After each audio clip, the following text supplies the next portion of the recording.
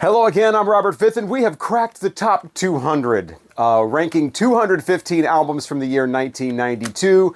And before we get to 196, I just want to say that if you're waiting for me to do the Summer in Paradise album from the Beach Boys and where that's going to land, it is not going to, because I've already talked about that album in length in a different video. That video is called The Best of the Worst. Are These Albums Really That Bad? So you can check out my full review of the Beach Boys' Summer in Paradise on that video. I definitely did not want to revisit that album and listen to that whole thing again for this video. And, you know, just to be nice, you can rank it in here wherever you see fit. I'm also not doing Bad for Good and Refugee, the band with Danny Cooksey from Different Strokes, Terminator 2 in it.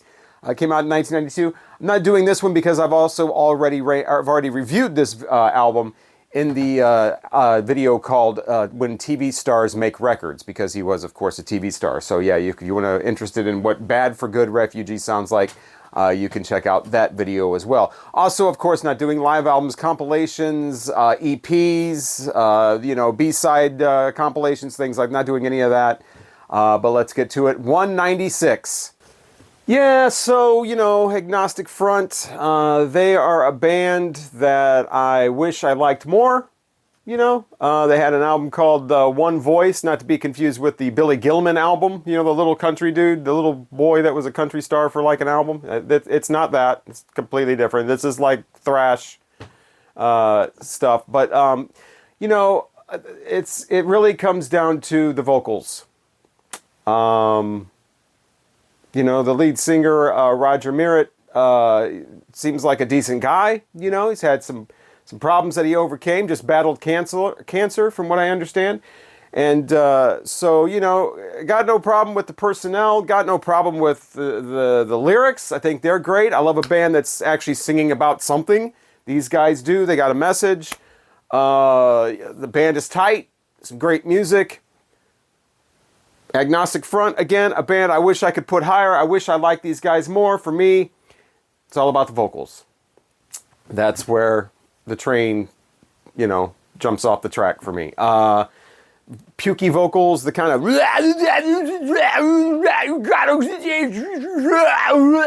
You know, it's not like death metal type stuff. It's not the guttural stuff. It's like I said, it's like pukey kind of...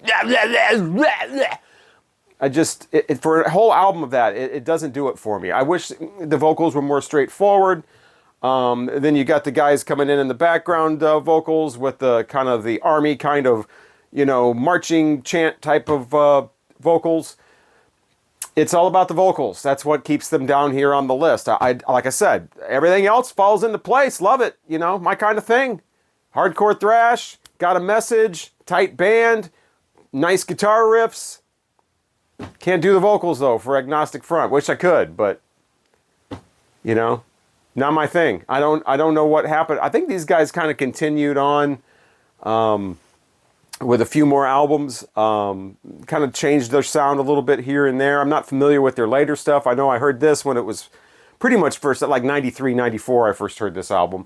And it was the same thought then. It was like, yeah, man, these vocals, though. Yeah. But, yeah, I mean...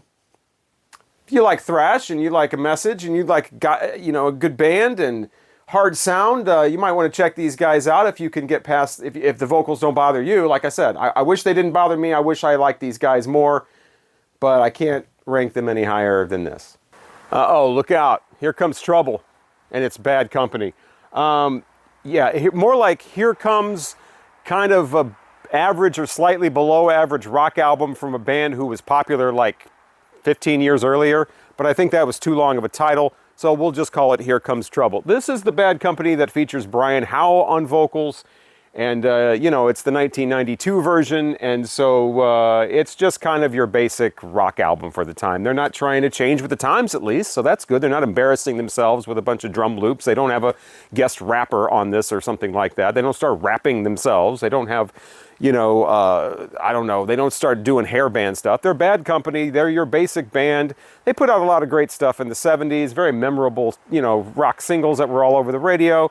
And they're basically just doing that, but with diminishing returns because we've kind of heard all this before. Very first song on here called How About That? Very catchy. It was the rock song that was played on rock radio for a couple of months. pretty catchy stuff. It's like, okay, this is decent. This is passable. And then you get some others on here. It starts to kind of fade as you get into like track 5, Both Feet in the Water, where he actually says, I keep bad company, but I'm also bad company, or something like that. But, you know, what do you expect from the band who had a song called Bad Company from an album called Bad Company? So they're definitely bad company. There's no mistake in that. Take This Town, you know, we're starting to get really kind of watered down at this point. It's like, yeah, okay, this is getting a little too basic. We're going to take the town, you know. No, it's not like we're taking over this town, like they're the Cowboys from Hell or something. They're going to take this town, like, probably means they're going to go to a neighborhood bar, hang out for a while, maybe go to another one after that. They're just going to take the town. You get Little Angel, which is, you know, they're talking about in this Both Feet in the Water, how, you know, I'm going to love you, and I'm going to, I don't know about love, I'm going to have sex with you, basically. I'm going to take you down, I'm going to do you right, and blah, blah, blah, and there's nothing you can do about it, basically. And then we get into love songs after that, like Little Angel, oh my God, I've never felt this way before, I love you so much. And then if that's not enough, you get the final track, My Only One, where the full-on keyboards come in for a super syrupy love song. So I don't know about Here Comes Trouble. You know, I don't know if they were going for like this badass image, but they did not succeed with that. Probably not, because it's got like a 3-year-old on a motorcycle there. Maybe they were going for a kind of a 3-year-old on a motorcycle kind of sound. And I think they've succeeded in that. This does have about the attitude of a 3-year-old on a motorcycle, kind of the same. You know what this doesn't? This has the attitude of a 45-year-old man who wants to relax and have a good time at the neighborhood bar, have something playing on the jukebox. It's not too aggressive, not too intrusive, just some background music, just something in 4/4 time that we can all just have a drink to, and that's pretty much what this is. Nothing more, nothing less. It's basic rock music from a 90s iteration of Bad Company. Dream Pop was huge in the early 90s, especially 1992. I think that was probably the peak, you know, at least the first time around. And Lilies had an album out at that time, a little Dream Pop action going on, called In the Presence of Nothing. And this one it's like Dream Pop on the cheap. It's like cheating, basically, because what this basically sounds like to me is you've got some really basic pop elements going on, like some indie pop stuff going on, and then you just have this layer of noise over the top of it. That's kind of cheating to me with the Dream Pop stuff.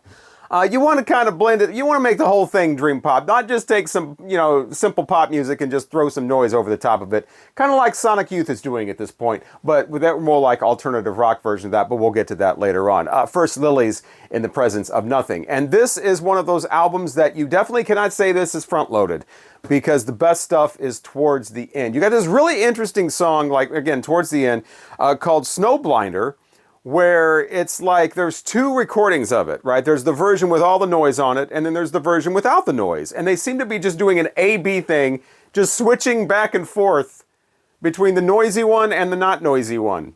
I've never heard anything like that, but yeah, check that out. That's kind of interesting. Also a 12-minute song about snow called The Way Snowflakes Fall. There's that one. But yeah, definitely not front-loaded, because the 2 highlights for me come up at the very end. Little more harder edge stuff, little more fully realized, not just, hey, let's do some pop and throw some noise over the top of it, like, you know, you're trying to listen to some indie pop and somebody's running a vacuum cleaner. The ones at the end, the 2 final songs, you got to go through the whole album to get to them. That's how final songs work. The 2 final ones called Through a Day and Claire Hates Me, again, are the highlights for me on this album. And Through a Day is like through, like you through the day, like THREW, like you got a calendar page a day thing and you just took one of the days off and threw it. But yeah, this is the kind of thing where if you're really into the early 90s Dream Pop and you've heard it all, then you might be at that point ready for Lilies, In the Presence of Nothing. If you love Dream Pop and shoegaze or whatever, and you're like, man, I've only heard a couple of these, I got to seek out some more of this stuff, you probably want to, you know, going down that road, you probably want to check out some better stuff before you get to this. Like I said, it's kind of like a cheating kind of Dream Pop, where it's pop stuff with just noise over the top of it. So yeah, wait on this one if you're just starting your journey into the world of Dream Pop. In 1992, the album that the B-52s had out was called Good Stuff. That's pushing it a little bit. B-52s, I'm not a big into the B-52s. I never really was. My favorite song from them is Rome. That's because it doesn't have Fred Schneider on it. Not a fan of him at all. I don't like his voice. I don't like his whole shtick at all. It's extremely annoying to me. It's irritating. It's beyond annoying. It's irritating. And of course, it's a B-52s album, so he's all over it. But you know who is not? Cindy Wilson. She has peaced out at this point. So we're down to 3 with the B-52s. And I think she comes back later on. But yeah, she is not on this one. So those nice harmonies are not there. And you just have, you know, one female voice, and sometimes it's double tracked to make it sound like a harmony, but it's really not. So yeah, you got, you know, the song Good Stuff, which really is kind of really bland. It's not very, it's bland stuff. That's what it is. Starts off with this song called Tell It Like It T.I. Is. Yeah, that's not a thing. Tell It Like It T.I. is not a thing. I think they tried to make it a thing. It's not a thing. So that was not a good way to start at all. Already, I'm completely annoyed. And yeah, other tracks on here. Revolution Earth is kind of decent. It doesn't have Fred Schneider on it at all. It's kind of like Rome, so that was pretty much a high point. There's an instrumental on here that doesn't have anybody on it, called something like The Green Laughter or something like that. That was okay. That was doable. I mean, some of the songs on here are passable, like, you know, nice pop songs, you know, like Vision of a Kiss. That's decent. That's an upbeat, kind of catchy number. And then it's okay until Fred Schneider comes in, and then he just ruins it. He actually is on this song called Dreamland. It's like 7.5 minutes long. And he's just singing in a normal voice. And it's okay. It's not annoying. But it proves that he can do something without being completely obnoxious. So, you know, I mean, he can do it if he wants. He just chooses not to, and he chooses to go with this stupid voice that he does. Anyway, yeah. B-52s, as far as my collection, I have the first album on a record, and I have a CD compilation, and that's good for me. That's really all the B-52s that I'm ever going to need. I don't need this album, even though it does have some little catchy numbers on it here and there. Bad Influence at the very end, where they just keep repeating Bad Influence, Bad Influence. I mean, after it's over, after 6 minutes of that, you'll be going, yeah, Bad Influence, you know. But yeah, this was nominated for a Grammy, by the way, which I don't even think B-52 fans like this album very much. And it gets nominated for a Grammy. So once again, more evidence that the Grammys are something that you don't really point to for like quality stuff and be like, hey, but wait a minute, it won a Grammy. So did the B-52's Good Thing. Well, at least it was nominated anyway. The thing that's missing here is it's way too just like blah. It doesn't have any of their quirky like B-movie type aesthetics that were going on, especially in the first album. They just get watered down more and more and more as time goes on until you get to this album where they're just there's no personality here. There's nothing quirky or kitschy about it. The only thing that remains is that god-awful Fred Schneider voice. That's the only consistent through the... Instead of taking away the one thing that was irritating and keeping the rest of the stuff, they took away all the other stuff and kept the most irritating thing, Fred Schneider. So, again, it's just kind of there. Take it or leave it, but if you're a B-52's fan, let me know in the comments if you think this album is anything above kind of average. It's 1992. You were on the Wax Track label. You were a band from Hamburg, and your name is KMFDM. Yep, that's who I'm talking about, and their album Money was the one that was out in 92. And the thing about these guys is, you know, they're industrial. They're kind of like my life with the Thrill Kill Cult, all those Wax Trax bands that were really kind of ahead of the curve. You know, they had that kind of cutting edge sound. But in 1992, the issue with bands like KMFDM is they were still kind of sounding like late 80s. And there were bands like Ministry and Nine Inch Nails that had just flown past them as far as, you know, technique and sound and just grit and just mind-blowing lyrics and just, you know, dark, you know, going into dark realms that these bands could only have dreamed about doing at that point. And so this stuff started getting aged really quickly. It started getting dated really quickly. And that's what we have here. We have a band here that used to be on the forefront, you know, the cutting edge. and now they're like trying to maybe play catch up a little bit here. And so this, you know, if you've not heard KMFDM, this is not the album to start with. This is the one where they're kind of losing the battle here of staying on the forefront. And like I said, Nine Inch Nails, Ministry, bands like that have flown past them. They have gone into dark realm. Their lyrics are lyrics that are just like, whoa, yikes. Where these guys are just, they have the provocative song titles like Sex on the Flag and Under Satan, you know, but they don't have the lyrics to back any of that up. Meanwhile, here's Ministry over here. I won't even tell you what they're telling you to do, you know, with the Son of God and what, I mean, yeah, lyrics that you can't even get on the radio or anything. And the sound of the music, too. At this point, KMFDM still has like a dance kind of beat. Again, the industrial bands have flown past that at this point. They are much more intense, much more gritty, much more angry, much more, you know, provocative. And KMFDM is still over here doing songs with names like Vogue. You know, they got a song with the name of a Madonna song from 2 years ago. It's not the same song, but, you know, and Money is the title track on here, and it's, you know, one for the money, two for the show. You know, you'd never hear Nine Inch Nails say something like that. And so, again, this is kind of dated. This is, you know, and when you're, like I said, when you're an industrial band, you can't be old-fashioned. You can't come off as being like, you know, behind the times. So they had to play a little bit of catch-up with their next album, and they did. You know, A Drug Against War and all those later KMFDMs, they're definitely more intense. They're definitely more of, you know, the harder industrial metal type sound. But this one, it just doesn't do it. They're still in the late 80s mode, and they haven't quite adapted yet to what's coming and what's been here. And so don't start with this one. Don't start with this one. Start with a later one, probably work your way back. But, you know, they were hip for a while, and they were cutting edge for a while, and they do catch back up, but Money is definitely not one of their best. In 1992, Slaughter released their second album called The Wild Life. I was not a huge Slaughter fan back in the day. I'm still not a huge Slaughter fan, and this second album is not great to me. Starts off with a song called Reach for the Sky. You're reaching for your dreams. You know, there's another album, similar type of music, that came out this year with their first track on there was called Reach for the Sky. I'll talk about that coming up in just a little bit. So already we're like cliches. We're just, you know, we're not even trying to be original anymore with different, you know, bands doing the same title song for the first track of their album from 1992. But the second track is a little, well, it's much better actually. It just speeds right through. It's called Out for Love. You know, great guitar work on that. A great feel to the music. But the lyrics just suck. I mean, they just pandering kind of stuff, just cliched stuff. And Mark Slaughter, I don't think is that great of a vocalist. Just going to say that right now. The Wild Life, the title track, is the third track.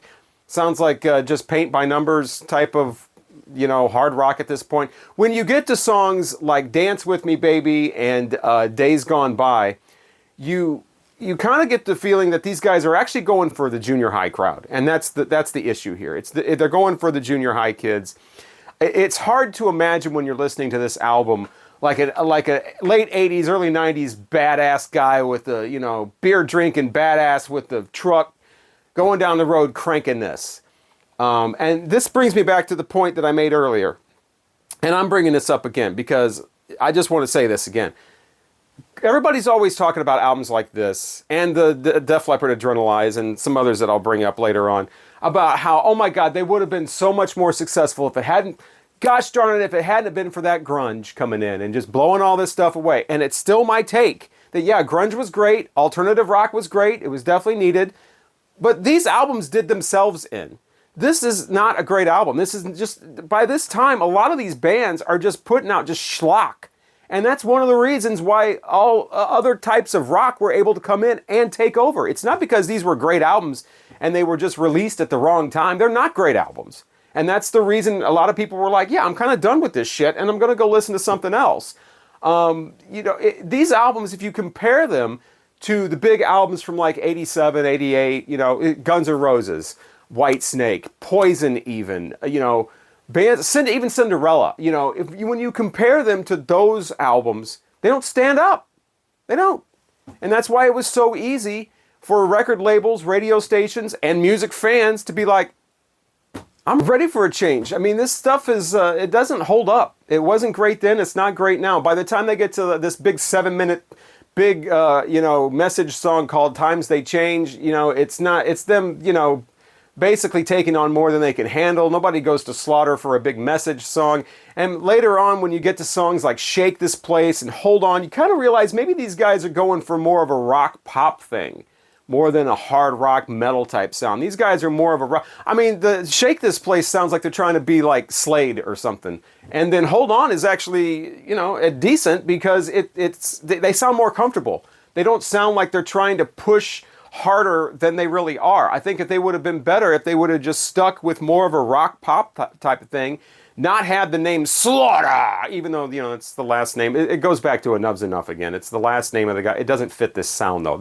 Nobody's getting slaughtered by this music.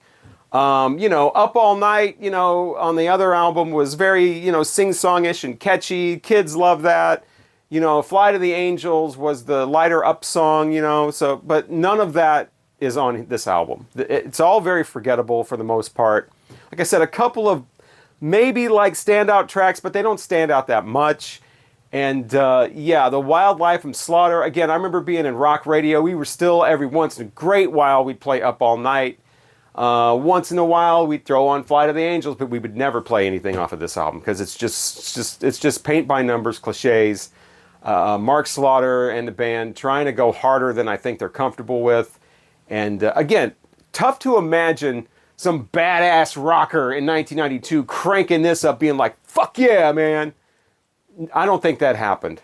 All right, in my earlier review of the Slaughter the Wildlife album, I mentioned that they start off with a track called Reach for the Sky, and there's another band that has that same track title to start off their album in 1982, and that is Firehouse. And the album is called Hold Your Fire.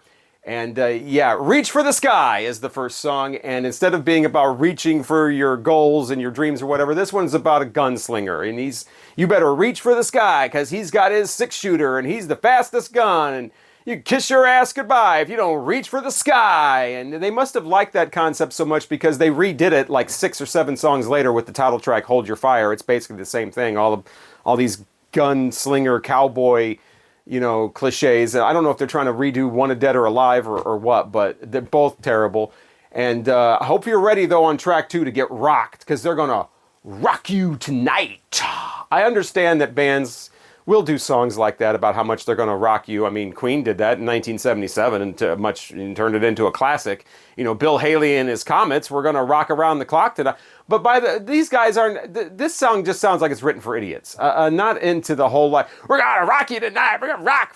It doesn't work in 1992 with this type of. It just sounds super, super cheesy, and that's most of this album is just very cheesy. Again, sounding like it's made for kids. It doesn't have that.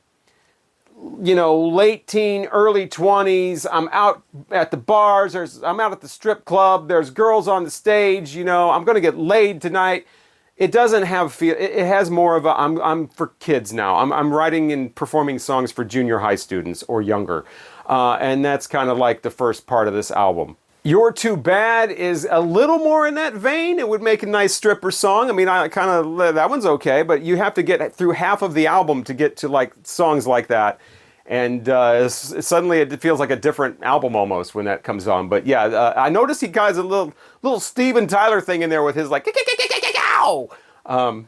but yeah, so that's nice. But when I Look Into Your Eyes is the power ballad, again, more of a ballad than a power. But we're going for the mall girls on that one. Got to sell some tapes, and that's how we're going to do it. And I think that was one of the singles. But yeah, overall, just a lot of cliches at this point. Again, I've made the point that it was not necessarily grunge that came in and blew all this stuff away, and it would have been so awesome if this was just released in 1988. Oh my God, it would have been so much higher and sold so much more. It's not that great. That's why it didn't sell. That's why this music didn't last, because at this point, they're putting out schlock like this, and they're aiming it for a younger and younger and younger audience.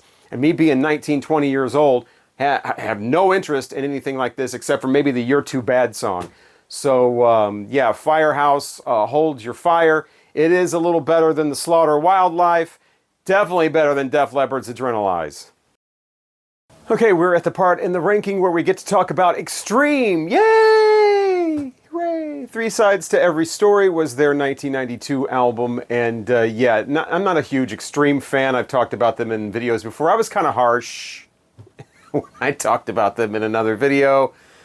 I mean, they're not terrible. They're not great. I've got a lot of issues. First of all, that name, Extreme, that name is terrible. Don't call yourself Extreme unless you're going to be extreme. I hate that name. I hate that word. It was way overused in the 90s. And yeah, so right there, right off the bat. But as far as the music goes, you know, it's just kind of there. I'm not a fan of Gary Sharon's vocals at all, especially when he tries to scream and project and rock out. I think he's much better when he just calms down and just sings a song. I remember when it was announced he was going to join Van Halen 3, and some of the other guys at the radio station were like, oh yeah, this will be interesting. Yeah, I think you'd probably do a pretty good job. Yeah, okay, yeah, it'll be interesting. And I'm just standing there like,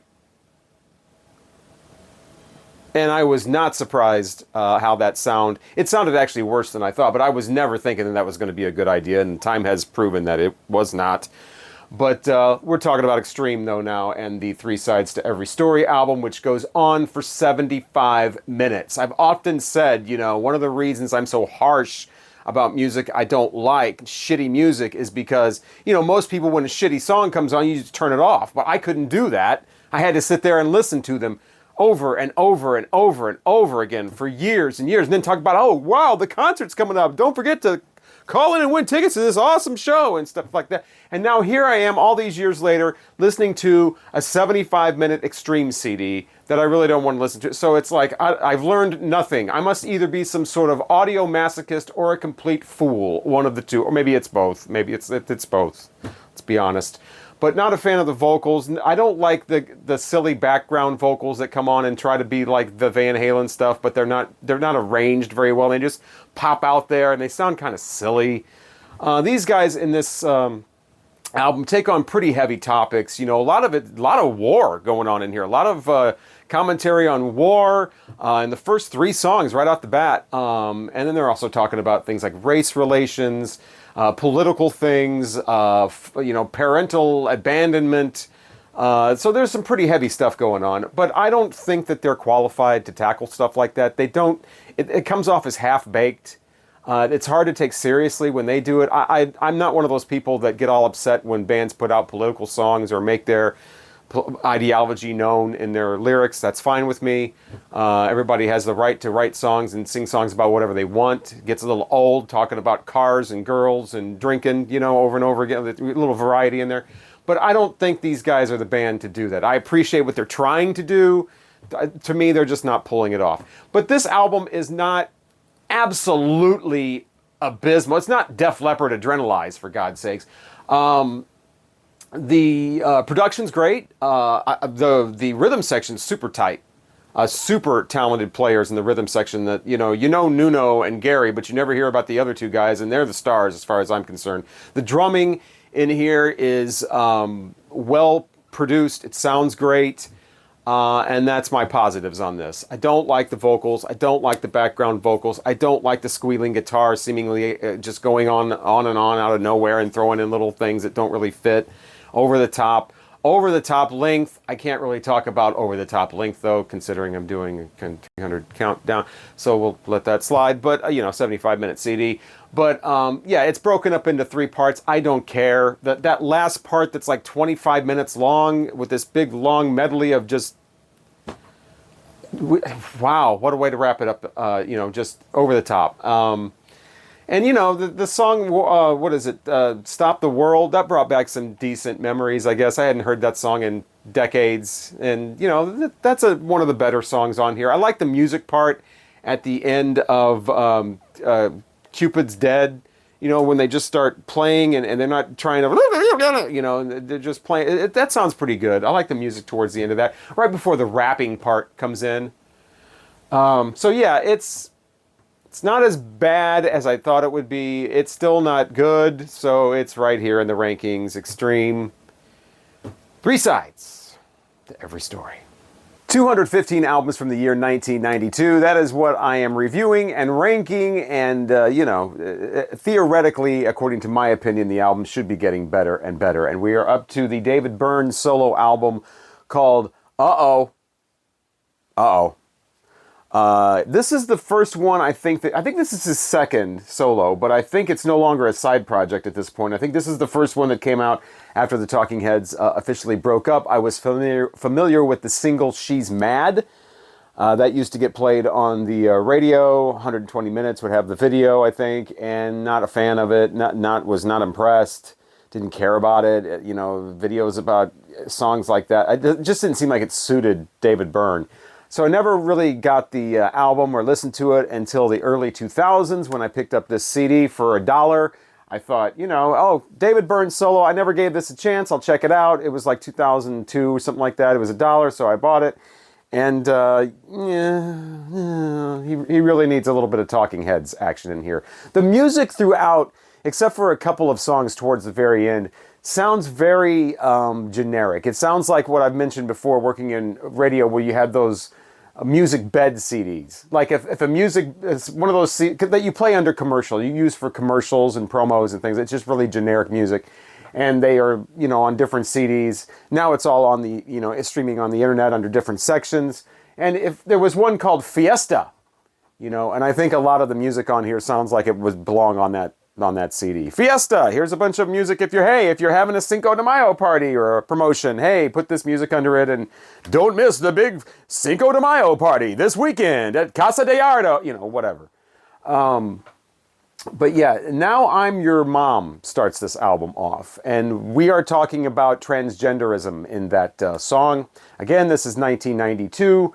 And it starts off with the line, "He is a boy, you are a girl. It will always stay that way. That's the way nature made you." So this aged really well.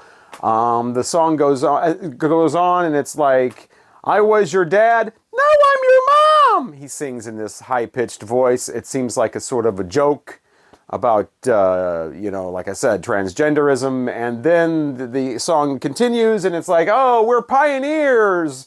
We're taking a stand. We're this, we're that. We're boldly going, we're making a choice." And it's like, what? Okay, so we're going to play both sides here. And we're just going to hopefully get a larger, I don't know, audience, what he's doing. But not a great way to start off a David Byrne album. If you had said that if you had listed all of the artists that I'm ranking from 1992 and said one of these people have a song like that, David Byrne would have been one of the last people I would have suspected. The CD continues with the next track, "Girls on My Mind," where he's so crazy because he's always got them girls on his mind, always thinking about the ladies. Yeah, ladies man, David Byrne, again. This sounds like a song that would be more fitting for a power pop band. Like, "I got girls on my mind, always thinking about girls, yeah, girls, girls, girls," that kind of thing. Or maybe the Violent Femmes would do it, as in one of their, "Oh, I got girls, I really like girls, everybody, so I like girls, please don't think I'm gay, I like girls," those Violent Femmes songs from later like that. Yeah, it sounds like, so already I'm bored with this. And where is this going? And like I said, then you got another couple of tracks. You got the "She's Mad" single, which I never liked. "Hanging Upside Down," that's where the generic Fiesta music starts coming in, and it's like I said, the CD gets better as it goes along, and I've said that about a few CDs that I'm reviewing in this series. The second half is better than the first, and I'm starting to wonder, is that really true, or am I just lowering my expectations as the album continues? I don't know, the last two tracks are probably the better of any of these on here. Tiny Town and Somebody. Those have a little bit more, I get the musicality of it is brought up a little bit, and they kind of sound, especially Tiny Town sounds more like in the Talking Heads realm. I can see them doing that on one of their 80s albums, later 80s albums. And so they're okay. And you get David Byrne's quirky worldview type of thing in a lot of the songs. The lyrics are, you know, they're a little better in the second part. The first part, like I said, I got Girls on my mind. I mean, that doesn't sound like a David Byrne that we all know and love. It sounds like somebody trying to, I don't know, go for a certain demographic or something. It's not cutting it because it's David Byrne, and those people will never appreciate him anyway. So what's the point? But yeah, David Byrne's solo album. I'm going to go back to the Talking Heads. Okay, let's talk about the band Pulp. Let's do that. And their CD called Separations. I'm much more familiar with their album called Different Class, which I definitely prefer to this one. But this one starts off decent enough with the track called Love is Blind. It really is upbeat, and you got the typical Jarvis Cocker vocals going on there. And I'm like, okay, this might not be too bad. Second track, you get into that. That's Don't You Want Me Anymore, which is kind of a neat little tango. This album has different sounds all throughout it, so it definitely keeps it interesting. I've said this a lot, that my favorite kind of albums are the ones where they have a variety of sounds. It's not the same thing all the way through. And so, yeah, you get a tango right away with the next track. You get She's Dead after that. So, yeah, we're changing the mood a little bit with the lyrics. The issue with this song is it doesn't sound sincere. It sounds like it's a novelty song about a dead girlfriend or partner or something. So yeah, Jarvis Cocker's vocals on this just sound over the top, kind of novelty. The keyboards on here are you know, keep that feel going that we're not supposed to really take this very seriously at all. The drumming is more like contemporary country type of drumming, so I'm starting to lose interest, and it's only track 3. You get Take Me Down to the River, which is a waltz. That sounds sort of cabaret, and again, very novelty. And now I'm really losing interest because somebody's been killed down by the goddamn river again. Another murder ballad, Down by the River, because we definitely don't have enough of those. We have about 500 of those. We need about 501, apparently, according to Pulp. So not interested in that at all. And again, the vocals are losing me here. So, you know, you're getting more into the album. I'm getting less interested. But then it turns into like a dance album.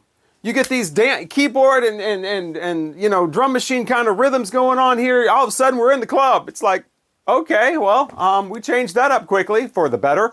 So yeah, the second half of this is more of like a dancey club thing. He's still got his vocals going, like, you know, Jarvis Cocker's thing. So it's a little bit too little too late, and it's the dance tracks aren't really, you know, they sound like album tracks on a dance CD. They don't really capture me and be like, oh man, check out that melody. I would just want to dance around. It's more like it's a sitting dance kind of thing where you're just like, you know, it's not like you crank it up. Oh man, the disco ball starts turning and all of a sudden we're in a club. It doesn't have quite that, it's not quite at that magnitude. One of the highlights on here is a track called My Legendary Girlfriend, slower piece. He's singing to more of a natural voice, kind of trying to be a little more sexy, like maybe Prince or something like that. So it's actually, I think instead of novelty, you get unintentional humor here. So this album goes a lot of different places, which I love. It's just that none of the places are particularly magnificent. It's more like, okay, now you're doing your waltz thing. Now you're doing your cabaret thing. Now you're doing the dance club thing. Now you're doing the Quiet Storm, you know, R&B thing. Now, okay, you know, now it's almost like a bad Whitman sampler, where everything just kind of tastes kind of generic. So I'm going back to Different Class. I definitely like that album more, but this one's okay. It is interesting to hear the different types of music on here, but you know, none of the individual tracks are interesting enough to be super standout. Have you ever heard of the band Roxy Blue?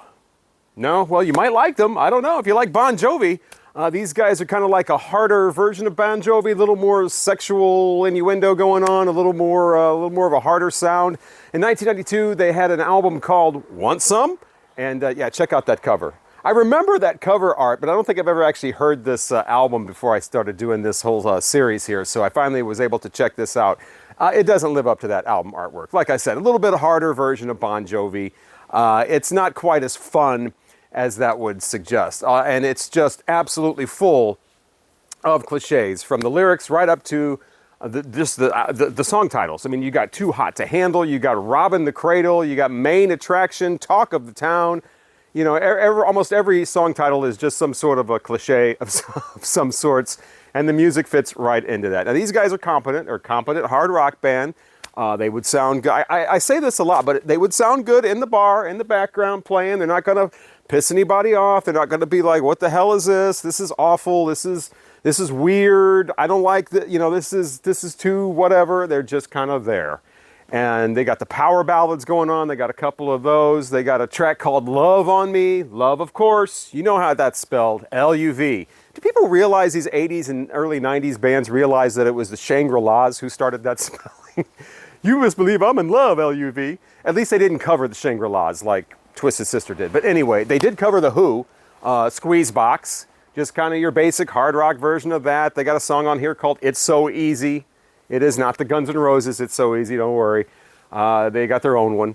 But yeah, just your basic, late 80s rock. These guys probably not given a chance because of the whole change in music and all that. And, I've said it, but, I'm going to say it again. It wasn't necessarily it wasn't necessarily Nirvana and Soundgarden and Alice in Chains that did that. It was bad albums aimed at a very young audience, like 12-year-olds that Slaughter and Def Leppard and a bunch of others were coming out with, and older teens and young adults were all like, yeah, I'm going to look for something else. But this isn't as bad as those albums. At least this sounds like it's aimed for 18-year-olds, 22-year-olds, 24-year-olds, at the time, So a 40-year-old, 50-year-old can listen to this now and be like, it's passable. It is cheesy. It is cliche-ridden, but it's competent music-wise. And it checks all the boxes. Like I said, cliched titles, cliched lyrics, power ballads, songs about getting with underage girls. That's, that's in here. Robbing the cradle, something about let this be our secret. That's what I told her. I want it right now. I can't wait till you're older. Rob the cradle all night long.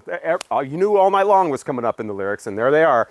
But yeah, so you're robbing the cradle, and I think that comes up in another song too, where the Rockabye Baby, that's another one where I hope they're not literally talking about a baby.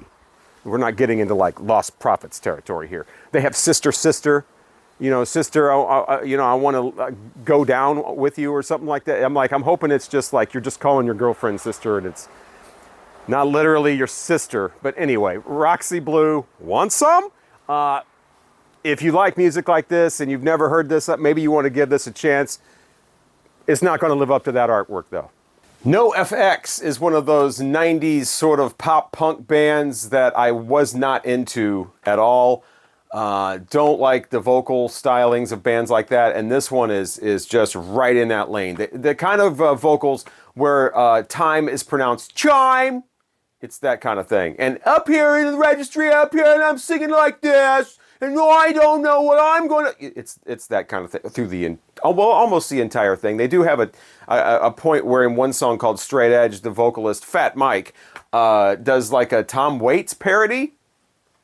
In another one, he's singing like he's a Mexican gardener. By the way, this album is called White Trash, Two Hebes, and a Bean.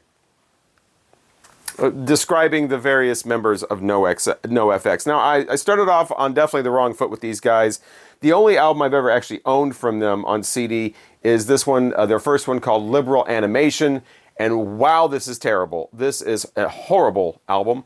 The one I'm talking about now from 1992 is much better than that. And super talented musicians.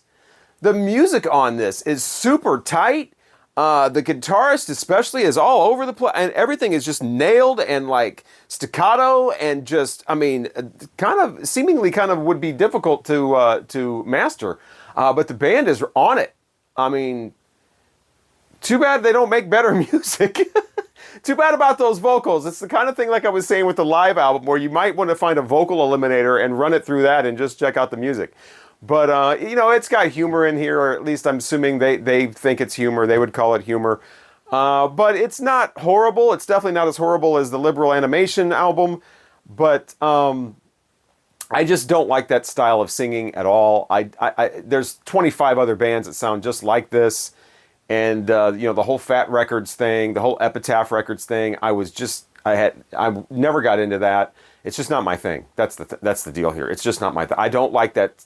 Do you have a time to listen to me whine? That Green Day fake I don't know what accent that is, but I don't think it exists anywhere in the real world. I think it's something that these people do when they're doing this kind of music. There is a song on here that I was familiar with back in 1992 when I was going to college called Please Play This Song on the Radio, and it showed up on one of these. This is Certain Damage. This is what CMJ, College Music Journal, used to put out, these CDs. They originally came, I put mine in a jewel case, they originally came in just plastic sleeves, but it would be like a 22 song sampler of all these different bands trying to get on the radio, going along with this, this industry magazine that you could get if you were in college radio, came right to the radio station.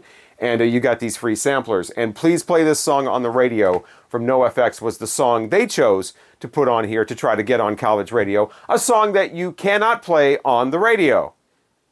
That's punk rock, man. These guys are punk rockers.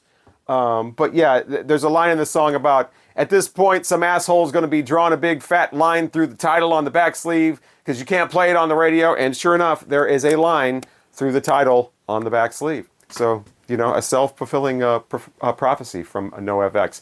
But yeah, if you're into the 25 other bands that sound just like this, maybe check this out. Again, super talented musicians doing this. I wish they would just do something better. It's just not for me.